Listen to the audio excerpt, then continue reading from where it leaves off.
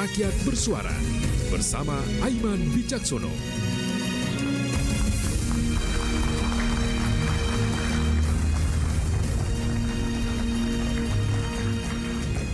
Selamat malam. Ruang sidang pengadilan yang sakral berubah gaduh. Pihak pengacara ricuh. Sebagian menilai rusuh antar pengacara layaknya premanisme di ruang sidang. Mahkamah Agung turut bersuara. Ricuh Rasman versus Hotman sebagai contempt of court alias penghinaan pengadilan. Bagaimana duduk masalahnya?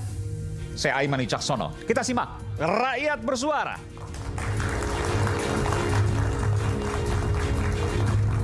Saya akan undang langsung ke panggung Rakyat Bersuara pengacara yang saya mendapat informasi bahwa yang bersangkutan baru saja dipecat dari Kongres Advokat karena menaiki meja di saat persidangan berlangsung. Ia adalah Firdaus Oewobo. Selamat malam, Bung Firdaus.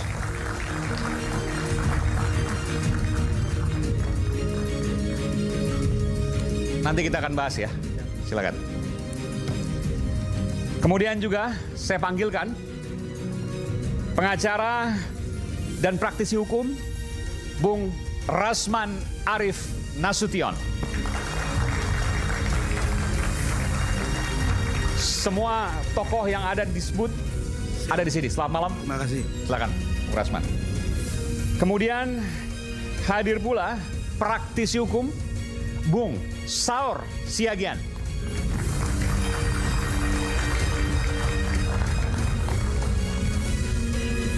Selamat malam, Bung Saur. Silakan. Saya panggilkan pakar hukum pidana Profesor Suparji Ahmad. Selamat malam, Prof. Sehat selalu, Prof. Silakan. Lalu kemudian saya panggilkan praktisi hukum Lehu Manan. Selamat malam, Bang Lehu. Ya. Dan last but not least, praktisi hukum yang juga pengacara, Bung Hendarsam Marantoko. Selamat malam, Bung Hendarsam. Silakan. Selamat malam, Aiman. Kami mencoba mengundang dari pihak Mahkamah Agung dan juga dari pihak Pengadilan Tinggi, namun sampai hari ini, sampai pada saat ini belum berkesempatan. Dan kita akan mengundang juga, kami juga telah mengundang juga baik pengacara Hotman Paris Hutapea maupun juga dari tim pengacaranya, namun juga sampai saat ini belum bersedia untuk hadir di Rakyat Bersuara. Saya langsung ke Bung Oewobo. Bung Oewobo ya. Firdaus, saya bilangnya Bung Firdaus saja ya. Anda, kita lihat nih ya, saya mau putarkan lagi videonya nih. Boleh saya minta produser untuk kita putarkan lagi?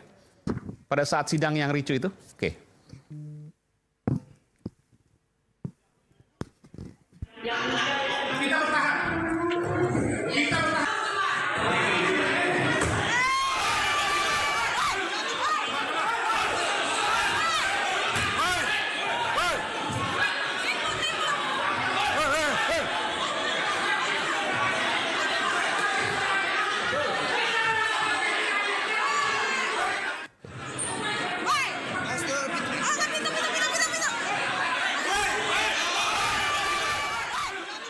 Iya, ini sidang antara Bung Hotman versus Bung Rasman ya.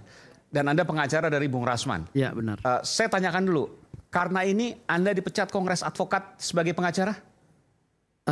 Menurut apa yang saya lihat di media sosial, di televisi, informasinya saya dipecat karena desakan masyarakat. Bukan karena Anda belum dapat suratnya? Belum ada. Okay. Karena desakan masyarakat. Oke, apa yang Anda mau sampaikan di situ?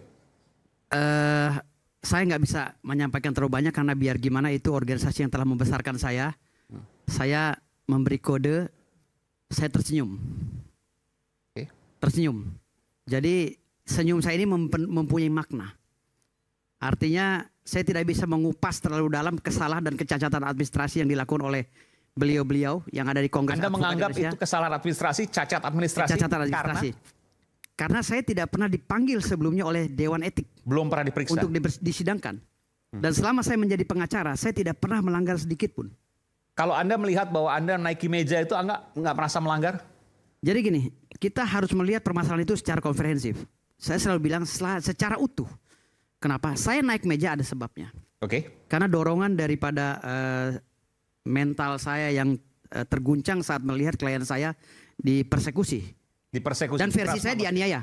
Maksudnya gimana? Ya, karena gini, Bang Rasman ini masuk ke dalam pengadilan itu sudah beberapa kali dilecehkan. Ya. Saya rasa dilecehkan oleh hakim yang memimpin atau majelis yang memimpin. Dilecehkan dengan panggilan, "Hei Rasman, sini kamu, duduk di sini." Persidangan pertama, saya kaget ketika ibu hakim memanggil saudara Dr. Ran ini dengan panggilan, "Hei Rasman. Hei Rasman, kamu terdakwa, masuk sini. Silakan duduk." Saya langsung protes. "Izin yang mulia, beliau ini seorang dokter, tolong hargai panggilannya dan titelnya." Karena apa beliau kata ini hakim waktu itu? Oh, tidak. Anda peringati? Kalau Anda mengingatkan lah gitu ya? Ya saya mengingatkan. Kalau bilang, "Sudah diam kamu, saya hakim yang mengatur sini." Jadi artinya di sini dari awal saja kami sudah ditekan oleh hakim yang otoriter ini. Gitu. Tetapi saya ditegur oleh Bang Rasman agar tetap bersifat kondusif ya, karena saya dianggap harus menghormati persidangan dan saya diam. Persidangan pertama ya. Persidangan kedua begitu juga. Persidangan ketiga makin parah. Persidangan keempat lebih parah. Makin parah, lebih parah itu maksudnya seperti apa? Karena kami sering melontarkan protes ketika kami bertanya dan mengumpulkan pendapat, protes bahwa ini tidak adil. Tetapi hakim melontarkan kalimat-kalimat yang memang nadanya tinggi dan tidak layak untuk kami seorang. Misalnya apa? "Diam kamu, ini persidangan hak saya. Diam kamu, diam kalian. Apa kata saya? Diam kalian." Jadi dia tidak menjadi moderator lagi di sini. Ibu ketua. Ibu hakim. Ketua sidang. Sofia Tambunan. Oke, kami coba untuk menghubungi pihak Pengadilan Negeri Jakarta Utara, termasuk juga Humas Pengadilan Negeri Jakarta Utara, termasuk juga Humas Pengadilan Tinggi Jakarta, termasuk juga Jubir Mahkamah Agung, tapi seperti yang saya sampaikan tadi, belum berkesempatan untuk kemudian hadir ataupun lewat Zoom. Apa yang ingin Anda sampaikan? Saya ceritakan dulu masalah ini biar nggak sepotong ya. Jadi pada saat persidangan keempat, saya melihat Bang Rasman ini protes karena sidang itu awalnya sudah dibuka, kesepakatan kita di penetapan itu terbuka untuk umum dan pihak wartawan boleh meliput. Tetapi ketika bukti-bukti kami tentang chat-chatan WA, chatan mesum ya, yang diduga mesum yang dilakukan oleh Hotman Paris terhadap Iklim Hakim ingin dibuka di media dan ingin disorot di TV, lalu ini ketakutan. Kayak semacam ada kode dari si Hotman ini, semacam ada kode kepada hakim dan panitera. Kode kepada hakim? Ya semacam ada kode gitu, nggak tahu saya main-mainnya seperti apa. Akhirnya ini ditutup. Kami protes, Bang Rasman protes, kami semua protes. Terbuka karena kami kan selama 3 tahun. Chat itu tidak pernah terbuka maksudnya? Tidak terbuka. Karena tidak diizinkan oleh hakim? Tidak diizinkan, alasan mereka asusila. Dari mana asusilanya? Kami hanya mau menampilkan chat kok. Kalaupun ada foto pun udah kami blur. Foto istilahnya alat-alat yang sensitif dari Iklim Hakim, kami sudah blur semuanya. Nah, hal seperti itu memicu kemarahan Bang Rasman dan kami, tapi kami tetap kondusif ya. Namun pada saat pegawai pengadilan datang euforia memisahkan katanya Bang Rasman dengan Bang Hotman, apa yang mau dipisahkan? Mereka nggak ribut. Justru mereka lah yang memprovokasi dengan menganiaya klien kami, mendorong klien kami, lalu klien kami dipersekusi. Hal ini ditambah lagi oleh datangnya jaksa segerombolan ke tengah-tengah dengan teriak-teriak ribut. Kami bilang ribut yang mana? Kami pun sebagai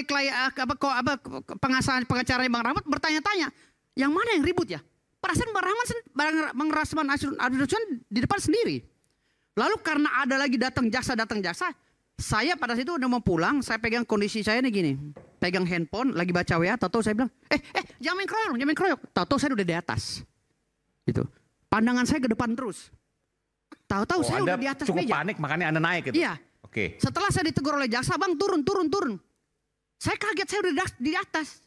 Baru saya sadar, loh, oh iya ya saya di atas, saya turun langsung. Nyampe di bawah, meja saya digebrak oleh jaksa. Gitu. Jadi itu ketidaksengajaan saya karena saya memang sangat tanggung jawab terhadap keselamatan klien saya. Oke, kita harus adil juga di sini. Ada juga di sini semua yang pernah juga ikut dalam sidang. Ada yang mau menanggapi mungkin Bang Hendarsam atau mungkin Bung Saur? Oke, silakan. Ya, makasih Mas Aiman. Pertama, saya harus mengatakan berduka atas peristiwa yang terjadi di Pengadilan Negeri Jakarta Utara. Dan kehadiran saya juga di sini di antara beberapa advokat, kemudian keberatan. Tetapi saya wajib sebagai advokat harus menyuarakan suara keagungan daripada advokat. Mas Aiman, kalau kita melihat di pengadilan, itu yang ada hadir di sana ada hakim, ada jaksa, ada advokat, lebih dari itu ada terdakwa, ada pengunjung sidang. Artinya adalah inilah sesungguhnya wajah rusaknya wajah peradilan kita sekarang, apa yang terjadi di Jakarta Utara. Namun kalau kita lihat tadi, misalnya tiba-tiba katakanlah saya prihatin. Spontan, panik, naik ke atas meja. Ya, saya prihatin atas beliau, kemudian naik meja. Siapapun tidak bisa menerima hal tersebut. Namun dalam hal-hal tertentu, Mas Aiman, kadang dinamika di pengadilan tersebut kadang-kadang sangat dinamis. Jadi kalau kita lihat misalnya ini sudah sidang keempat, bagaimana misalnya kearifan seorang hakim juga sangat menentukan bagaimana perjalanan sidang itu berlaku dengan baik. Kalau tadi Anda nilai bagaimana? Artinya adalah kalau kita melihat di sini, saya kira apa yang kita dengar di publik harus didalami sesungguhnya apa yang terjadi secara utuh di persidangan kita. Bukan, saya melihat bahwa Anda tadinya berseberangan, sekarang Anda mendukung dari Bung Wibowo. Bukan seperti itu, bukan seperti itu. Cuman kita harus melihat bagaimana situasi daripada pengadilan. Nah, oleh karena itu misalnya begini, saya setuju misalnya saudara Firdaus itu harus diproses sebagai advokat. Mas Aiman, kita sebagai advokat itu disebut sebagai advokat atau profesi advokat sama dengan jurnalis itu karena terkait namanya kode etik. Katakanlah seandainya seorang pembunuh sekalipun sudah kita lihat Mas Aiman, tidak dengan sendirinya pada saat itu karena dia lihat dia sebagai seorang pembunuh langsung kita hukum. Namun menurut saya adalah kalau misalnya saudara Firdaus ini diduga pelanggaran etik, menurut saya ada mekanismenya. Yaitu lapor ke Dewan Kode Etik, kemudian di sidang diberi kesempatan kepada dia untuk melakukan pembelaan. Kemudian dari pembelaan tersebut, kemudian diputus. Tetapi memang Mas Aiman inilah kesempatan yang harus saya ceritakan. Bahwa dunia advokat kami itu sudah sedemikian rupa, tadi Hendarsan bilang, sekarang ini sudah hampir 90 advokat. Disinilah kami, Peradi RBA, yang dalam hal ini yang terdaftar di Kumham, ya yang resmi sekalipun rekan sejawat Oto kemudian melakukan gugatan. Tetapi yang resmi adalah Peradi RBA. Saya misalnya selalu mengatakan Mas Aiman, kalau saya melantik seorang advokat, saya mengatakan kalau ada advokat dia sudah belajar 4 atau 5 tahun, kemudian pendidikan advokat masih melakukan suap menyuap, bagi saya selalu saya bilang itu adalah lebih hina. Untuk kasus ini kan sudah dilaporkan. Ya. Ada dilaporkan ke Bareskrim. Ya. Oleh PN Jakarta Utara, oleh Pengadilan Tinggi Jakarta. Yang dilaporkan adalah 3 pasal tuh, 207, 2717 dan 335 KUHP. Intinya contempt of court, penghinaan pengadilan. Menurut Anda, apa yang dilakukan oleh Bung Rasman, apa yang dilakukan oleh Bung Firdaus, penghinaan pengadilan bukan? Jadi itu kita bilang, karena mekanisme kan ada dua namanya contempt of court. Contempt of court kalau di Inggris itu adalah contempt karena tindakannya pada saat itu berhenti di situ kepada etika. Tapi kalau ala contempt of court of Indonesia adalah peradilan, penghinaan peradilan harus melalui laporan. Inilah yang sekarang dilakukan oleh kalau menurut Anda sendiri Negeri Jakarta Utara. Apa yang terjadi, kan visualnya sudah kita lihat berulang kali. Ya. Menurut Anda itu jelas ketika dia katakanlah duduk berdiri di pengadilan, jelas itu sudah menurut saya melanggar wibawa daripada pengadilan. Cuman Mas Aiman harus kita lihat, pada saat itu kan sidang sudah selesai. Apa namanya proses persidangan? Proses itu sudah selesai, kemudian dinamika yang sedemikian rupa. Nah, oleh karena itu menurut saya, apapun alasan daripada Firdaus tidak bisa kita terima. Dia naik itu tentu tidak bisa kita terima, namun yang jauh lebih dalam juga harus kita dalemin. Nah, oleh karena itu menurut saya, saatnya sekarang kepada seluruh organisasi advokat, seperti dia misalnya, ini juga menyedihkan dalam dunia advokat. Dipecat dia dari organisasi yang lama. Pada malam hari ada organisasi advokat menelepon dia, yang saya dengar langsung ketua cabang daripada advokat. Ya itu adalah menurut Firdaus. Ini sudah. Itu apa? Apa nama lembaganya apa? Kongres Advokat. Pakai. Iya. Kongres Advokat Indonesia. Jadi Anda dipecat oleh Kongres Advokat. Iya. Dan kemudian diterima oleh Kongres Advokat Indonesia. Iya, saya dipecat oleh DPP, DPP, tanpa oke. ada proses kode etik. Oke. Lalu saya telepon jam 11 malam, dipecatnya jam 9 malam. Oke. Hari Minggu, pas Ya. liburan. Jadi hari libur. Oke. Jadi saya tanya sama ketua provinsi, "Bang, kenapa saya dipecat?" Pecat.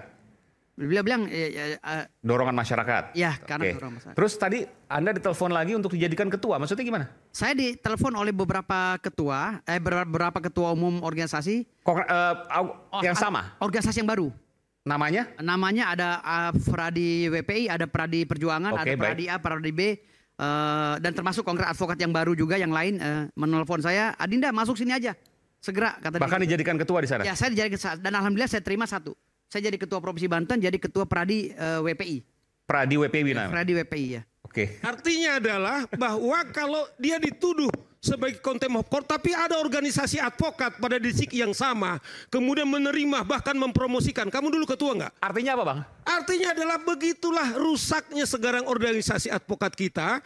Oleh karena itu menurut saya melalui suara bersuara, rakyat bersuara ini, saatnya semua advokat kita sudah menggagas. Kita kemarin sudah bertemu supaya terbentuk yaitu Dewan Kode Etik. Kalau ada seperti Firdaus misalnya, dia merasa katakanlah tidak adil. Kemudian dia lari ditampung di sana, nggak ada artinya juga. Tetapi dengan ada satu Dewan Kode Etik, siapapun yang melakukan pelanggaran tidak bisa dia lagi beracara. Jadi Anda merasa bahwa Kongres Advokat itu memecat Bung Firdaus tidak pada tempatnya karena tidak melakukan proses pemeriksaan dan sebagainya. Akhirnya kemudian masuk lembaga yang lain. Ya.